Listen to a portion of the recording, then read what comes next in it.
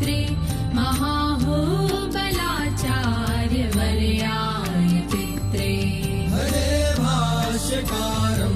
भजे लक्ष्मणायं भजे सालसद्ग्राम रामानुजायं भजे भाष्यकारं भजे लक्ष्मणायं भजे सालसद्ग्राम रामानुजायं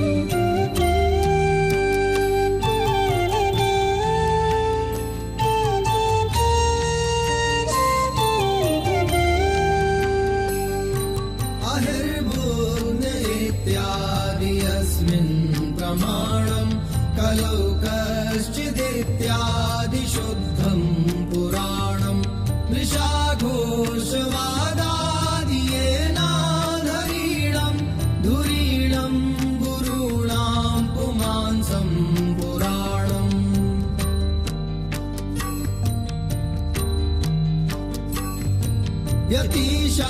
यतीशाश्रितानां कनिष्ठो भवेयम् सदा पञ्चमोपायनिष्ठो भवेयम् गुरोरङ्घ्रिरूपो भवेयम् हरेरन्तरङ्गो भवेयम् भजे भाष्यकारं भजे लक्ष्मणायं भजे सालसद्ग्राम रामानुजायं भजे भाष्यकारं भजे लक्ष्मणायं भजे सालसद्ग्राम रामानुजायम्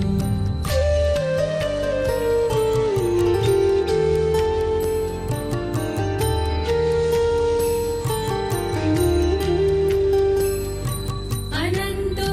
हि भूत्वा महाभाष्यकारः प्रबुद्धं चकार त्रयीशब्दजालं पुनः सोऽयमागत्य मद्भाष्यकारः प्रबुद्धं चकार श्रुतेरर्थमूलम्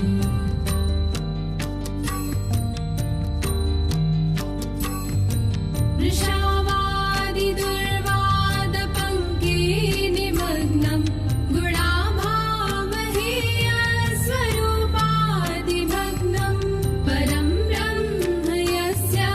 प्रभावेण लग्नं बभौ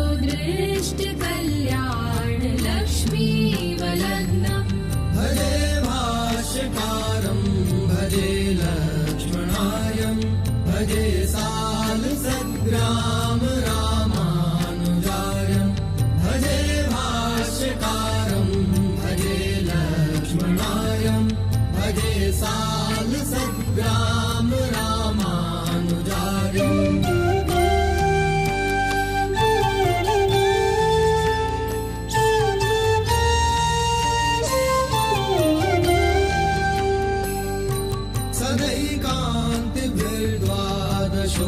सदैकान्तिभिर्द्वादशोऽध्यसहस्रै चतुस्सप्तति स्वीयसिंहासनस्थै तथा विष्णुभक्तैरनन्तैरुपेतं महारङ्गराजाङ्गरक्षाविनीतम्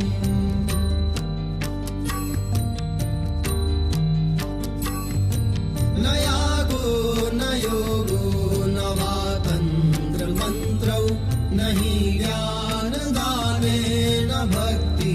प्रपत्ति तथाप्यात्मलब्धौ न सन्देहगन्धो बलं मे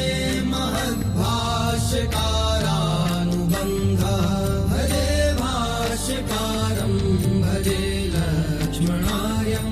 भजे सालसद्ग्राम रामानुजायं भजे भाष्यकारं भजे लक्ष्मणायं भजे सालसद्ग्राम रामानुजायम्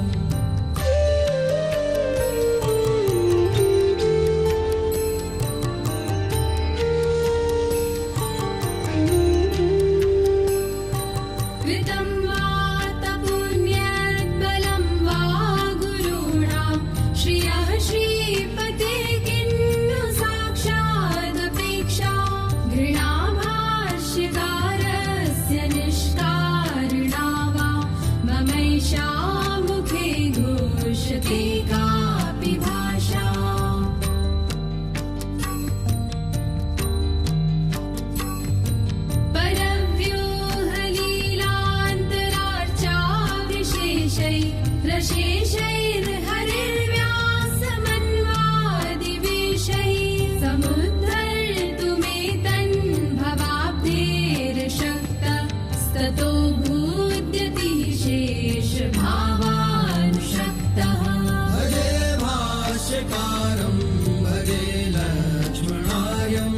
भजे सालसद्ग्राम रामानुजार्यं भजे भाष्यकारं भजे लक्ष्मणार्यं भजे सालसद्ग्राम रामानुजार्यम्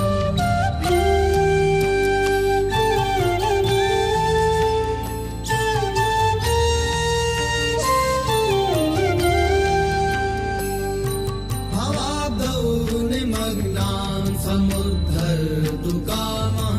परो लक्ष्मणार्या गुरुर्नेति नेति स निस्सारणभेरी महाकालीभिर्भटैर्घोष्यतां घोष्यतां दिक्तटेषु